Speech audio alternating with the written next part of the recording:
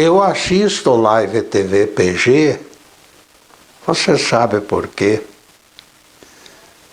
Quando a lâmpada se apaga, nova luz deve ser ligada no portal dos corações.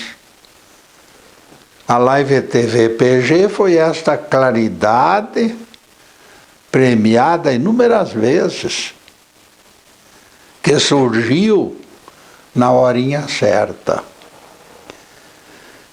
Por gentileza de Live TV PG, o programa Quarta Dimensão é divulgado nas manhãs de quartas-feiras, a partir das 10 horas da manhã. No sexto dia do Gênesis, logo após criar homem e mulher, Deus disse que tudo era muito bom. Gênesis 1, versículo 31. Pouco tempo depois, a palavra divina mudou. Eu me arrependo de ter feito o homem. Palavra de Deus em Gênesis 6, versículo 6. O que foi considerado bom se tornou mal, porque ele se arrependeu. Somos obrigados a admitir que também Deus é mutante. Quando preciso, ele muda. Não fosse Noé e tudo que fora criado, inclusive o espermatozoide do homem, seria destruído por Jeová. A vida física na terra desapareceria.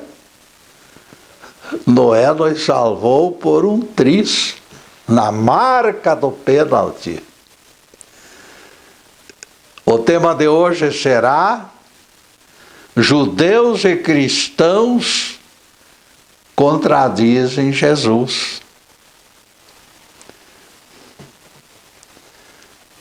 Dia destes, divulguei a figura de Simeão, aquele que só morreria depois de conhecer o Cristo. Apocalipse confirma isto, amigos. Ao se encontrar com os familiares do menino Jesus no templo, Simeão tomou a criança nos braços e louvou a Deus, dizendo: agora, Senhor, podes despedir teu servo em paz, porque meus olhos já contemplaram a salvação. Lucas 2, versículos 29 e 30. Agora Simeão podia descansar tranquilo, poderia desencarnar, se for o caso, pois o que estava escrito sobre sua morte acabava de acontecer, a profecia se cumprira. As palavras que nos levaram a usá-las com maior amplitude, no entanto, se encontram um pouquinho distante lá no Evangelho. Este menino será alvo de contradição. Foi o que revelou Simeão profeticamente a Maria, mãe de Jesus. Neste ponto, eu as retorno, ampliando considerações sobre o assunto, mostrando aspectos que as entrelinhas revelam. As entrelinhas são preciosas. Este homem especial, pelo conhecimento de que Jesus era Messias, o Messias, mostra raízes profundas no terreno da espiritualidade. Embora a Bíblia não registre, será fácil entender que se tratava de alguém solidamente conectado ao Espírito Santo. Pelo aspecto físico, o menino Jesus era diferente de outras no mundo inteiro. O menino Jesus não era diferente de outras crianças no mundo inteiro. De repente, como num passe de mágica, o filho de Maria foi reconhecido. Criancinha lá no berço e foi reconhecido. Vejam só, meus amigos. O prometido Messias foi identificado pelo velho Simeão. A contradição surge imediata quando sabemos que Jesus foi espezinhado, perseguido e morto anos depois pelos membros da raça daquele homem justo. Aí começa o contraditório. Terá sido ele o único vidente entre tantos compatriotas? Percebam a colher de chá entrega por Deus aos seus patrícios. Jesus adulto, curando e ressuscitando mortos, não os demoveu. Simeão vislumbrou apenas a criança com poucos dias de vida e adivinhou sua identidade espiritual.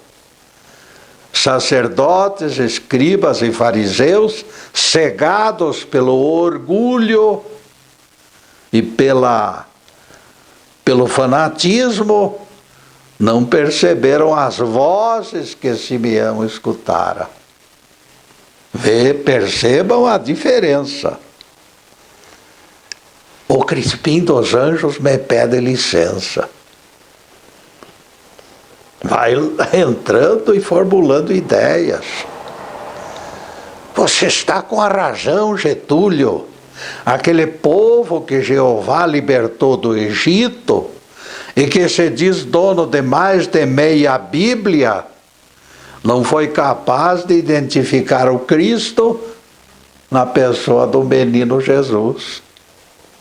Simeão, ao contrário deles, independente de sinais exteriores, olhou para o menino e imediatamente revelou quem era. Considerando este resultado de aceitação mínima e rejeição múltipla pelos membros de idêntica raça, registramos contradição. Agora, porém, remata o Crispim eufórico. As discordâncias terminaram. Todos adoram Jesus como divino Cristo e as contradições já não existem, Getúlio, graças a Deus. Aqui, meu caro Crispim, aqui reacendemos discordâncias. Eu não vejo este céu de brigadeiro que você está ingenuamente reconhecendo de forma ingênua. Você terá de concordar que não existe esta bendita calmaria, amigo Crispim. Sacerdotes, escribas e fariseus, e também saduceus, alguns bem, outros mal intencionados, rejeitam lições preciosas dos evangelhos. Picuinhas entre escribas e sacerdotes continuaram, Cada grupo se intitulando intérprete, superiormente credenciado. A Bíblia é nossa, nós é que entendemos de Bíblia. Proclama este grupo. E a mesma afirmação é repetida por aqueles outros, que se consideram intérpretes melhores que os outros. Estes falam ao vento, exclamam eles, rejeitados pelo Espírito Santo. Neste caos de vozes irreconciliáveis,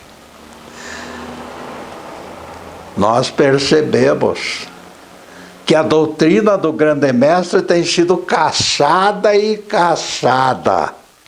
Caçada com C cedilha e caçada com 2 S's.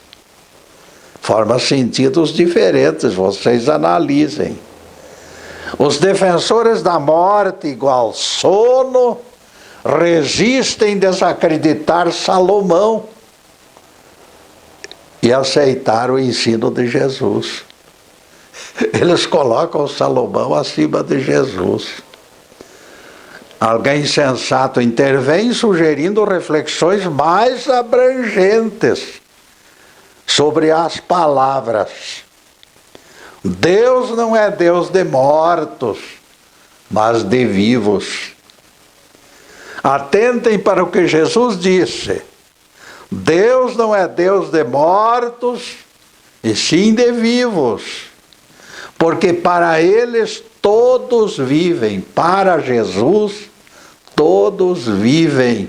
Para Deus, todos vivem. O Senhor é citado como Deus de Abraão, de Isaque e de Jacó.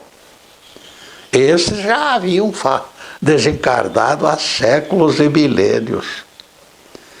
Se Jeová aponta o fato com tamanha clareza, não nos cabe divergir ou sequer pensar em algo diferente. Não faz sentido admitirmos rejeição das leis do próprio Criador, que apontam cadáveres virando pó. Não faz sentido, amigos. Alguém aceitará corpos de patriarcas apodrecidos, mantendo a vida? Porque Deus diz, Ele é Deus de vivos. Mas o que nós temos lá, nem o cemitério existe mais. Então, o que existe lá? Não existe nada, não existe vida. Deus está sendo contrariado. E não me venham com ressurreição, porque a própria teologia ainda não definiu a ressurreição. A ressurreição ainda está para vir. Por enquanto, o que existem são fósseis dentro de túmulos. A expressão todos vivem elimina a inconsciência por completo em todos os dias do calendário.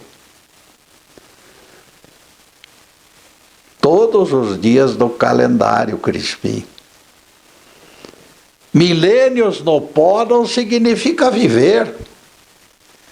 Enquanto eles falam de cadáveres sem reações, Jesus aponta espírito como sede morredora do espírito humano.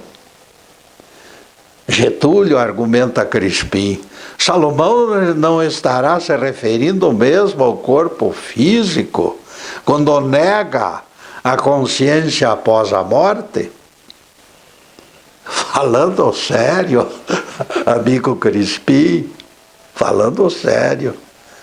Quando a lição chega do mestre, eu nem cogito outras fontes. Eu esqueço Salomão e todos os seus comparsas. Mesmo imaginando o corpo físico insensível e inerte para disfarçar gafe salomônica, restarão contradições e impropriedades. Sepulturas continuariam depósitos de múmias. Para alguns teólogos, isto aí é pedra fundamental. Não pode ser tirada daquele lugar. O desencarne como libertação do espírito envolve esperança. E as duas coisas se encontram na lição oferecida por Jesus. Porque a lição de Jesus é perfeita. A lição de Salomão é um desastre. As duas coisas se encontram, meus amigos. Todos eles estão vivos. Jesus afirma em Lucas 20, versículo 38, manifestando o pensamento divino. A morte salomônica com cessação de consciência deprime e assusta os viventes, eliminando a doçura de legítimas expectativas cristãs. Nós ainda estamos lá no tempo de Moisés, lá no tempo de Salomão, de Davi. Se os patriarcas Abraão, Isaque e Jacó não recebessem por Jesus a boa notícia, eles teriam virado pó. O pó é o corpo deles, o espírito deles está aí, esteve sempre aí vivo. Catedráticos trocaram a clareza da lição cristã pela obscuridade tumular de Salomão, o rei das 1000 mulheres. Nunca esqueçam isso. É outras das contradições profetizadas pelo velho Simeão diante do menino Jesus. E neste ponto, amigos, nós vamos fazer a primeira interrupção do programa para os comerciais do canal, mas é um instantinho só. Daqui a pouco estaremos de volta. Obrigado.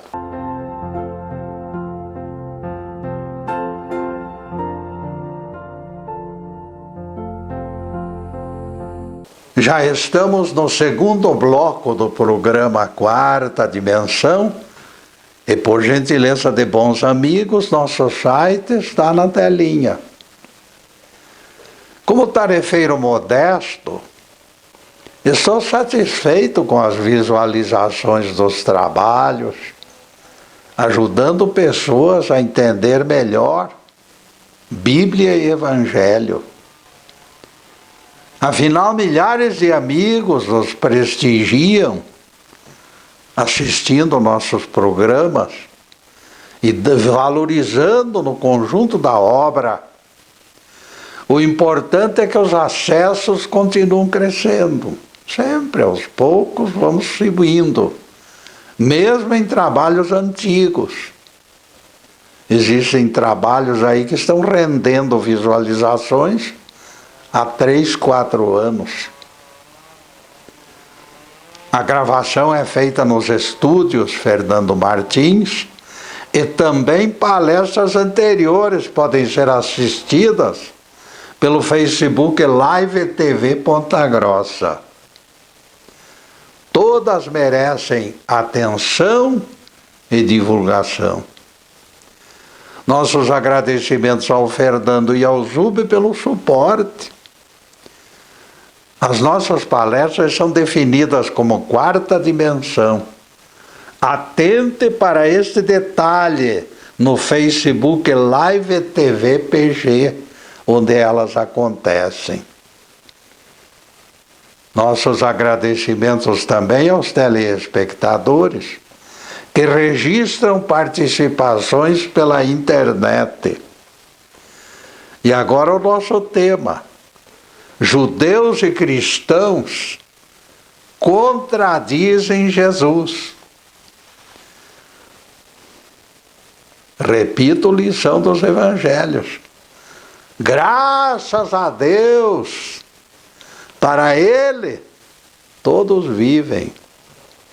É o que a Bíblia diz. É o que a palavra de Jesus afirma.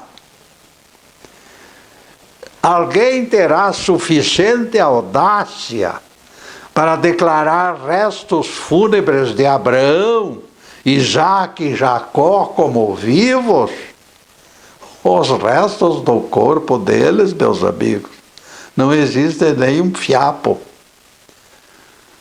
Nem dormindo estavam, porque restos mortais não precisam dormir, eles simplesmente vão se acabando, vão diminuindo, vão secando e vão morrendo verdadeiramente. Como filhos de Deus, meus amigos, ninguém merece estas macabras lições. Quando falo, estou me referindo a todos, porque o quarto evangelho é claríssimo. A vida estava nele, e a vida era a luz dos homens. João 1, versículo 4. Ora, meus amigos, se a luz de vida que estava no Cristo é vida em todos os filhos de Deus, duvido que alguém possa apagar esta luz. Getúlio, exclama Crispim, estou incomodado com essa sua insistência de que todos são filhos de Deus. Isto tem me incomodado. Voltando aos filhos de Deus, Crispim, cuja verdade incomoda você, eu lhe digo peremptoriamente, todos somos filhos de Deus.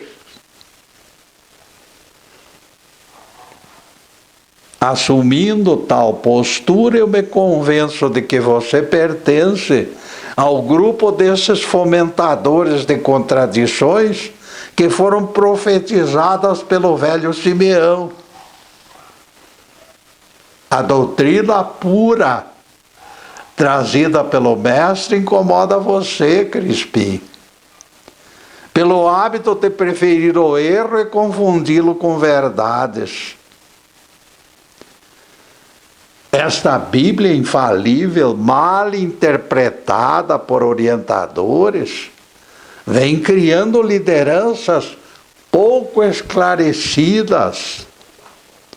Pregadores levianos divulgam absurdos, facilmente desmentidos pela própria Bíblia. Exemplo disto, Crispim, nós encontramos na teoria aceita por você, de que ninguém nasce filho de Deus. Durante a vida, Deus adota os melhores, dizem pessoas como você, Crispim, e outros iludidos pelos ventos da falta de responsabilidade. Todos defendem a condição de filhos adotivos. Estes outros aí que eu citei. Até figurinha conhecida aqui no Brasil, meus amigos. O guru das nações, que se diz orientador de meio mundo, divulgou esta falsidade em rede de televisão. Ele disse peremptoriamente que nós não somos filhos de Deus, que nós somos adotivos.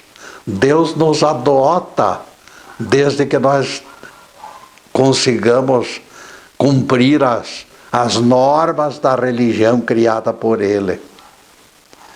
Recordem, amigos, que foi o próprio Nazareno que nos entregou a prece do Pai Nosso. Todos conhecem e proclamam esta prece como uma das grandes orações em nosso mundo. Se os fomentadores de contradições estivessem no caminho certo, a introdução do Pai Nosso estaria errada. Pai Nosso é Pai de todos. Pai Nosso significa Pai de todos nós. especialmente neste ciclo onde 2/3 não merecem reencarnar no planeta, isto está profetizado por Zacarias, promovido a palavra Pai perderia sentido. A palavra Pai perderia sentido, porque tem gente que não merece ser filho de Deus, está certo, que não merece. Mas Deus não interessa para ele quem merece ou não. Ele é Pai de todos. Se o próprio Jesus, no entanto, que qualificou o Altíssimo como Pai de todos, isto aí mostra que a abrangência fica comprovada. Deus não é Pai somente dos merecedores. Jesus desceu ao nosso encontro para expressar esta grande verdade. Ele foi o nosso Criador, o Criador das nossas atitudes místicas e espirituais. E dentro delas, Ele nos expressou esta grande verdade. O Pai Celestial nos espalhou pelo mundo. Jesus veio nos ensinar a conviver com o mundo. Ninguém é filho adotivo, amigos. Todos são filhos legítimos. Pertença a qualquer religião ou qualquer denominação. Todos são filhos de Deus. Não cabem dúvidas. Quem seria capaz de criar espíritos imortais e ensiná-los até completo aprendizado pela reencarnação, se excluirmos Deus como Pai de todos? Ora, sim, Senhor. Ainda não convencido, Crispim apresenta texto para calar meus argumentos. O Crispim todo emplumado lá, querendo me derrubar.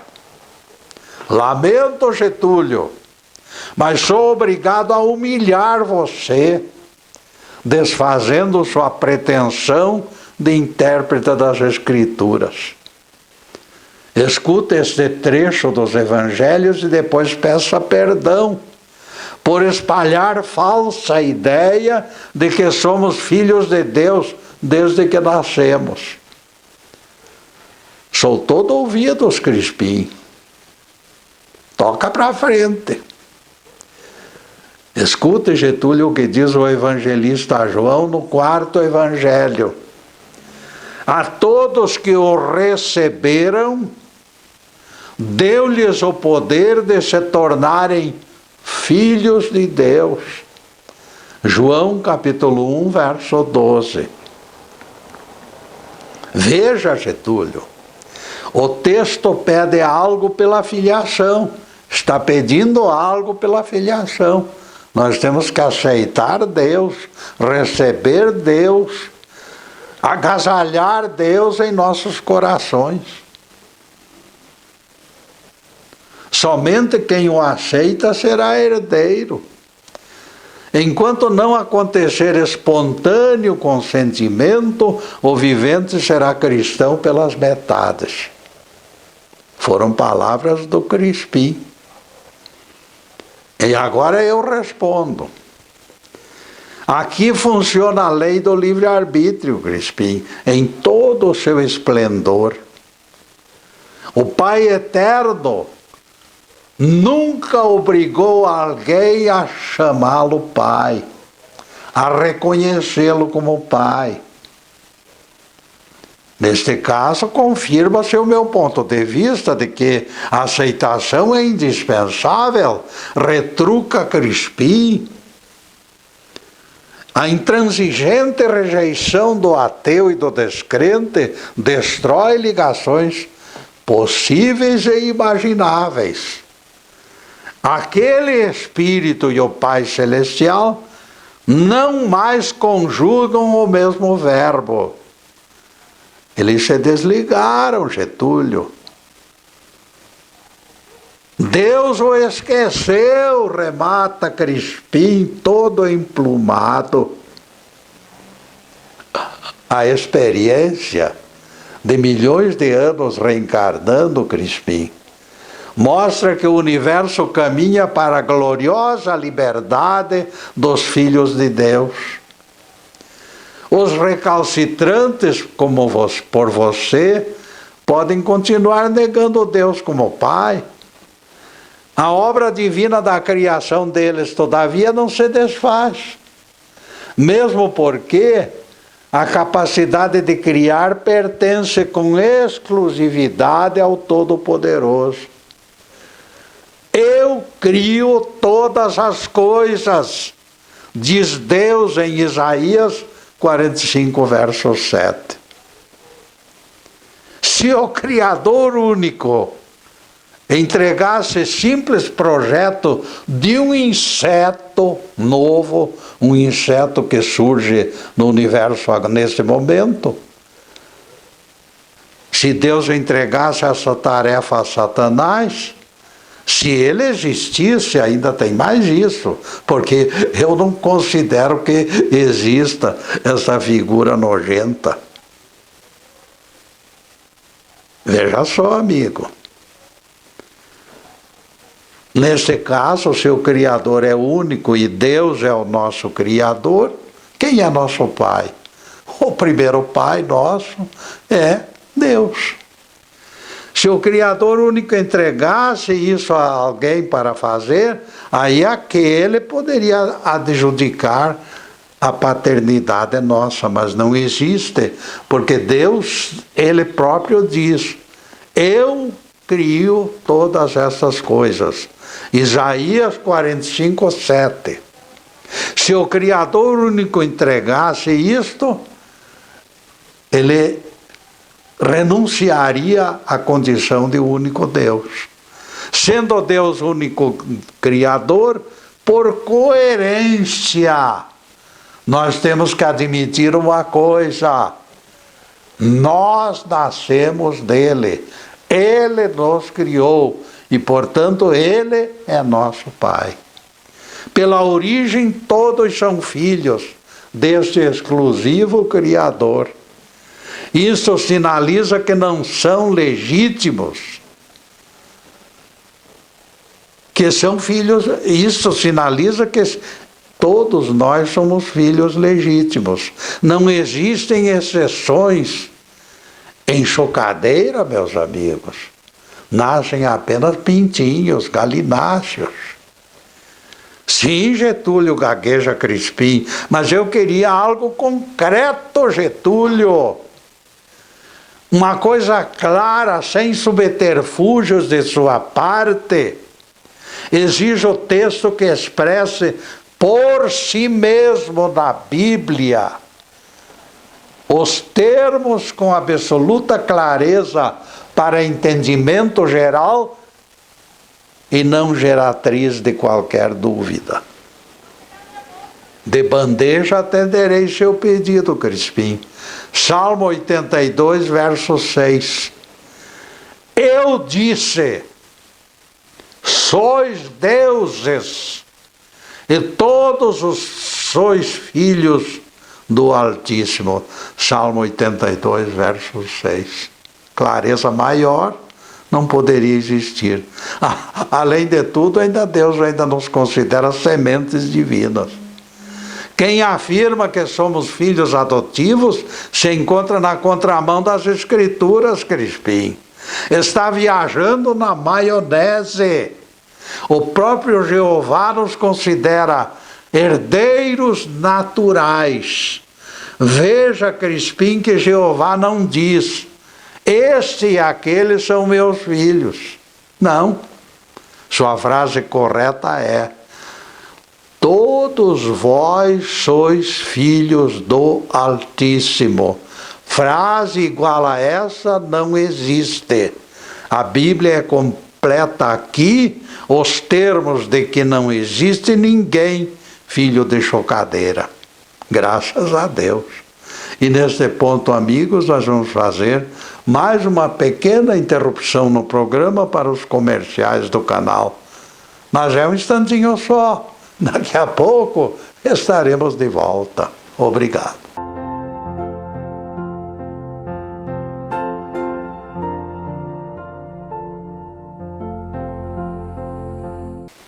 Estamos retornando com o programa Quarta Dimensão, terceiro bloco. Autorizar reencarnação de alguém que já ofereceu provas de fortaleza e coragem é muito agradável ao coração de Deus. Atento ao desempenho em vidas anteriores, quando precisa alguém para missão especial, Deus mesmo escolhe o mais habilitado, porque já foi provado em outras vidas. A Bíblia nos revela isto com bastante clareza quando Jeová convocou Jeremias para que reencarnasse. Disse Jeová para Jeremias: antes que te formasse no ventre materno, eu te conheci. E antes que saísses da tua madre, te consagrei e te constituí profeta. Jeremias 1, versículo 5. Não existe argumento que desfaça esta prova de reencarnação. As palavras de Jeová, antes que te formasse no ventre, mostram algo anterior à própria concepção. Se a vida fosse única, Jeová não teria conhecido Jeremias. Usando reencarnação, entendemos. Depois do pinguinho de doutrina, voltaremos ao tema de hoje. Judeus e cristãos contradizem Jesus. Se todos admitissem gabarito avaliador das palavras de Jesus para interpretar Bíblia, Crispim, desencontros terminariam. A profecia do velho Simeão, no entanto, de que o grande mestre seria alvo de contradições, define resistências quase insuperáveis. Pelo menos até hoje a teologia modifica o texto quando quer e como quer. Ela desfigurou o Evangelho. Dia destes, Crispim, pregador usuário de TV, disse que Jesus desceu aos infernos para brigar com o diabo e tirar seu poder. Eu conheço notícia de que o mestre, após a crucificação, desceu à mansão dos mortos, ou na linguagem espiritualista, colônia espiritual. O texto da carta de Pedro não revela a presença de maligno algum. Escute o descrito pelo apóstolo Crispim e você concordará comigo que este pregador está viajando na maionese. Mais uma vez, porque ele vive viajando na maionese. Veja o que Pedro diz: morto sim, na carne, mas vivificado no Espírito. Jesus foi e pregou aos espíritos desobedientes ainda dos tempos de Noé, quando preparava a arca. 1 Pedro 3, versículos 18 a 20. Jesus desceu lá. Não foi para brigar com o diabo, nada disso, não. O que está aqui na Bíblia, e foi escrito pelo próprio apóstolo de Jesus, é que ele desceu para pregar o seu evangelho. Biblistas, ao conhecer esse texto do apóstolo Pedro, lamentam sua eficácia para provar doutrinas espiritualistas. O que eles estão é contra a grande ideia que isto representa em termos de interpretação bíblica. Pudera. Alguns dentre eles afirmam que não existem espíritos, ou substituem os espíritos pelo fôlego, deslocando a consciência para o corpo físico. Eles nunca esclareceram os desacertos, porém. Jesus, que ressuscitaria somente na manhã de domingo, deixou o corpo no jazigo de Arimateia e pregou o evangelho em espírito. Ele era um espírito que foi ao encontro daquela gente que morrera há séculos e milênios, na época do dilúvio ainda, mostrando a continuidade da vida. Se o Nazareno, quilômetros de distância do seu corpo, foi visto e ouvido, cai por terra a ridícula substituição pelo fôlego. Meu Deus do céu! Cai por terra outra não menos ridícula invenção de que os desencarnados estão dormindo até o juízo final. Se aquelas figurinhas estivessem ferradas no sono, não teriam escutado a prédica do grande mestre. Nem o Cristo as teria procurado. Quem dorme não escuta vozes. Eles não poderiam ter escutado a pregação. E surge um outro elemento no imbróglio, amigos. Mesmo que escutassem, não entenderiam. Porque o rei das 1000 mulheres, Salomão, tornou os mortos débeis mentais. Os mortos não existem, os mortos são um cisco, um pedaço de madeira, uma coisa assim, sem vida nenhuma. Perceba, amigo Crispim, quantos desencontros somente neste pequenino trecho. Tudo isto por negativa de aceitar o gabarito das palavras do nosso Rabi. Há 2000 anos o velho Simeão advertiu sobre os prejuízos da solerte campanha de descrédito contra o Nazareno. Contradições, especialmente do Velho Testamento, se acomodaram ao Novo até pela força da espada do imperador Constantino. O medo fez com que muita gente concordasse com teorias esdrúxulas. O que Jesus ensinou tem valido menos na comparação teológica com Salomão, Davi e comparsas da mesma laia. Lembremos parte do diálogo com a samaritana. Mais uma questão. Senhor, vejo que és profeta e lhe pergunto. Nossos pais adoraram neste monte. Tu, entretanto, adoras o Senhor no templo de Jerusalém. Vejam só, amigos.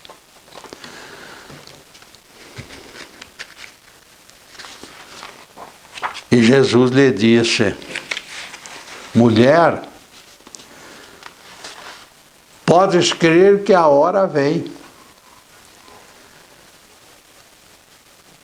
quando nem neste monte, nem no templo adorareis ao Pai. Já é chegada a hora em que os verdadeiros adoradores o adorarão em espírito e verdade. E são estes que o Pai prefere para adoradores. Por quê?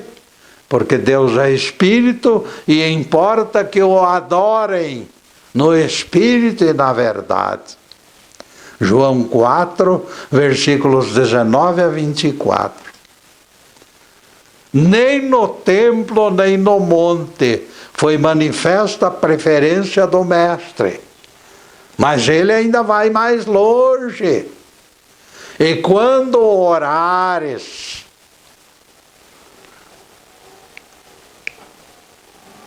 entra no teu quarto e ora ao teu Pai em secreto. E o Senhor que enxerga em secreto te concederá a recompensa. Mateus 6, versículo 6.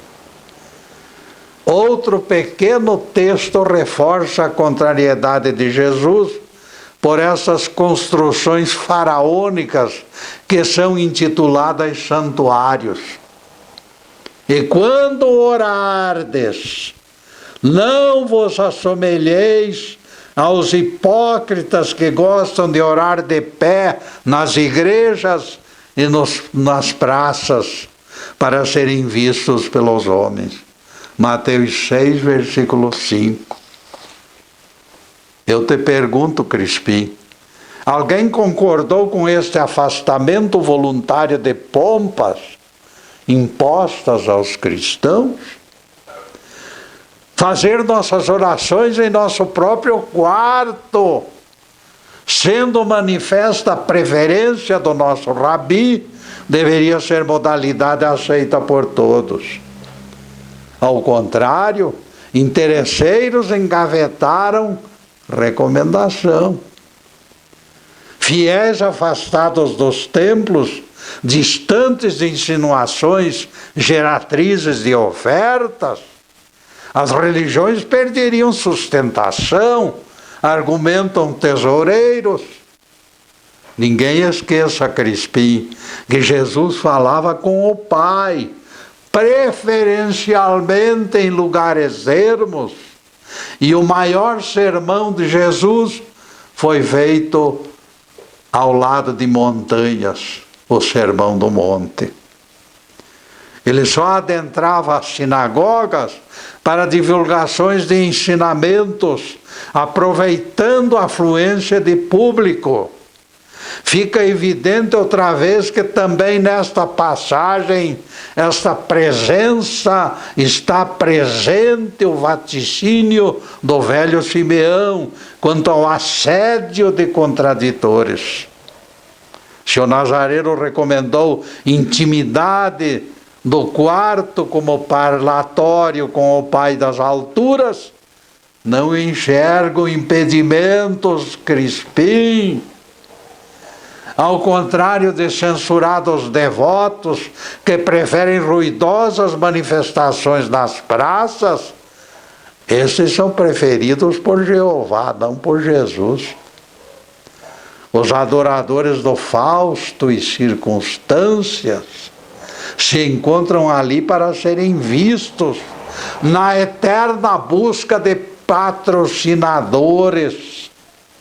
O termo certo para esses guardiões de templos lhes foi entregue pelo Mestre, definindo suas figurinhas nada simpáticas.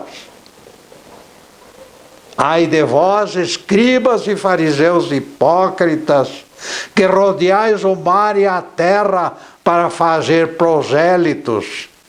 E depois de tê-los feito, eles se tornam 2 vezes mais filhos do inferno do que vós.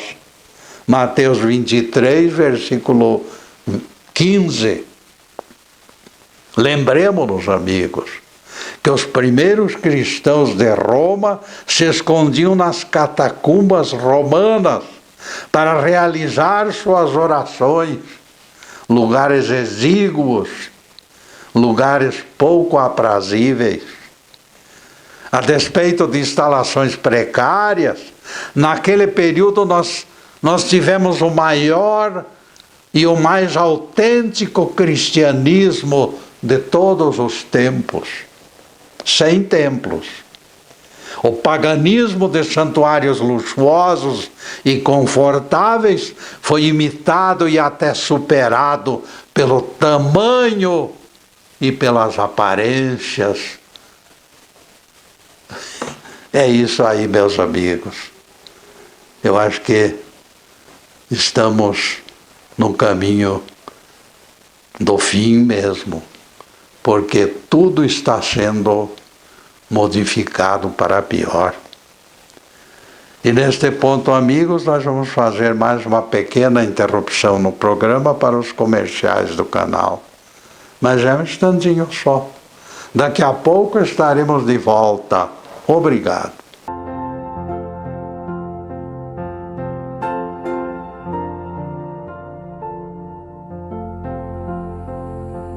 Além do Quarta Dimensão, o Facebook Live TV Ponta Grossa transmite outros programas com firme propósito de agradar você. Anderson Pedroso, com Olhares, Pastor Edson, Transformando Vidas,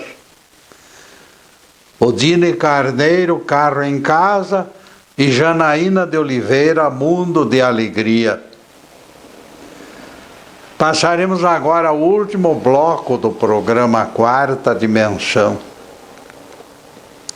Para a próxima quarta-feira já estamos preparando novos assuntos para explicar Bíblia e especialmente Evangelho. Em seguida, os últimos questionamentos sobre o assunto em estudo. Judeus e cristãos contradizem Jesus. A grande verdade, suprema expressão da mística, gerando ética,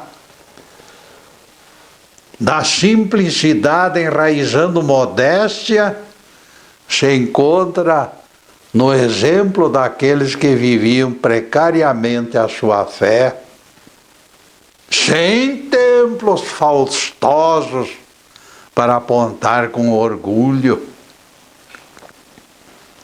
Misericórdia quero e não holocaustos, disse o Nazareno em Mateus 9, versículo 13. Almas descomplicadas aceitaram de imediato a singela determinação do Cristo. Eles já sabiam, mesmo antes de grandes campanhas coercitivas, que a balança já pesava mais para o lado dos holocaustos. Holocausto significa ofertas, sacrifícios. Ser fraterno e perdoador já perdia fôlego na corrida desigual entre misericórdia e oferendas. Oferendas eram sempre coisas melhores. Prestigiados foram ardilosos arrecadadores que vendiam fórmulas para exercitar tesoureiros. Jesus perdera a competição para arruaceiro chamado Barrabás, lá no Calvário. Jesus levou esta rabanada infernal. Curados de ontem gritaram: crucificai-o! Crucificai-o! E o mestre conhecia as contradições previstas por Simeão, que ainda aconteceriam naquela noite escura. A traição de Judas, as negações de Simão Barjonas e o céu fechado na hora decisiva. Tudo lhe foi negado naquela sexta-feira. Meu Deus, por que me abandonastes? Bradou Jesus. O próprio Pôncio Pilatos, estrangeiro, infiel e profano, gozava melhores auspícios do que o Filho dileto de Deus. E o governador lhe disse com sarcasmo: a tua própria gente e os principais sacerdotes da tua igreja te entregaram a mim. João 18, versículo 35. Jesus limitou-se a dizer: Meu reino não é deste mundo. Se fosse deste mundo, meus ministros impediriam que fosse entregue aos judeus. João 18, versículo 36. O mestre não afasta a realidade do seu reinado, mas o desloca para fora da terra, considerando as precárias condições do momento.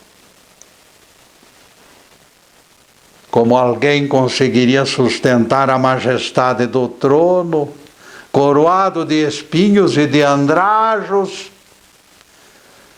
Tantas contradições e tamanho desalento abateram o rosto e o ânimo do futuro Cristo. Ao seu lado, 2 ladrões sentenciados por crimes de roubos e idêntico suplício.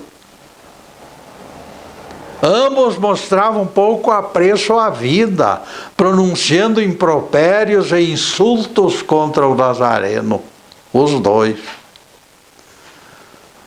De repente, porém, meus amigos, aquele que se chamava Dimas mudou radicalmente. Nós, na verdade, merecemos o castigo. Este aí, porém, está completamente sem culpa. A inocência de Jesus se desenhou claramente em sua consciência. Mas ele foi mais longe. Ele disse esta frase divina: lembra-te de mim, Senhor, quando entrares no teu reino. Este é o quadro maravilhoso desenhado pelo alto. A consciência de Dimas fez a diferença naquela sexta-feira sangrenta. As contradições aliviaram o torniquete temporariamente. Alguém devassara os arcanos e o milagre acontecera. Aquele homem poderia representar fim da linha no que tange ao desalento e fragilidade. Mas alguém o enxergara no perfil de um soberano rei. A coroa de espinhos misturava suor e sangue em suas faces. O cansaço mostrava-se visível no rosto pálido e irreconhecível. Não sei porquê, nossa memória carregou para nós a figura de Arquimedes no seu apelo insistente: dai-me ponto de apoio fora do mundo e simples alavanca em minhas mãos, e eu removerei o mundo. Vejam que o sábio grego foi peremptório. O ponto de apoio teria que surgir fora do planeta. O ponto de apoio tem que surgir nas alturas do nosso Deus. A rocha da verdade, o nosso Cristo, abriu os olhos de Dimas naquele último momento, na hora nona do sacrifício. A armadura recomendada por Paulo aos Efésios foi recomendada nas crises para segurança e ânimo e arrimo. E o apóstolo reforça o dito do versículo: mantende vossa firmeza com o revestimento da verdade, abrigado pela couraça da justiça. Efésios 6, versículo 14. Alguém bradará inconformado: é tão difícil viver. E nós respondemos: sozinhos realmente é difícil e até impossível alcançar as alturas do Monte Sagrado. O Cristo interno que nos foi concedido pelo Pai, todavia, é a nossa garantia perene de sustentação. Por isso nos invade energias que recolocam a confiança de que ninguém se perderá na terra. Todos serão salvos, uns mais tarde, outros mais cedo. Ainda que eu ande pelos vales da sombra da morte, não temerei males, porque tu estás comigo, Senhor.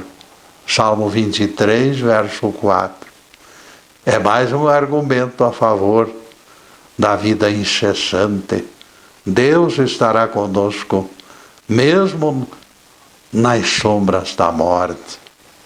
Se mantivermos confiança plena nesta proteção divina, o resultado constituirá certeza de alicerces compatíveis. Cabe-nos o esforço pessoal, porém, simplificar nossas vidas, manter absoluta honestidade diante de Deus e na presença dos homens, fugir de conchas que aprisionam e nos escravizam. Lembrem-se, qualquer falsidade interromperá a sintonia com Deus. Aqueles conscientes da interação com o Pai não têm o direito de se entregar à depressão. Cabe aos filhos de Deus única decisão pertinente: entregar-se de corpo e alma ao arbítrio do Criador e dos seus anjos. Manifestar gratidão pela vida eterna que nos foi presenteada no fim de toda a jornada. Mesmo que obrigados a enfrentar tempestades, tudo será regulado e aliviado pelo tempo oportuno do Altíssimo. Louvado seja Deus. Que o Senhor nos abençoe e nos guarde. Que o Senhor faça resplandecer o seu rosto sobre nós e tenha misericórdia de nós. Que o Senhor sobre nós levante o seu rosto e nos dê a paz. Louvado seja o nosso querido Deus Pai. Louvado seja o santo nome de Jesus, o nosso Cristo. E para vocês, amigos, além desta câmera, eu estou vibrando e pedindo a Deus que possa derramar bênçãos sobre todos e também sobre suas famílias. Bênçãos de paz, de harmonia, de tranquilidade, de alegria de viver, de prosperidade, de tudo que é bom. Mas acima de tudo, amigos, amor no coração. Porque o amor é o rochedo eterno que nos levará aos braços de nosso Pai Celestial. Muito obrigado, meus amigos, e boa tarde.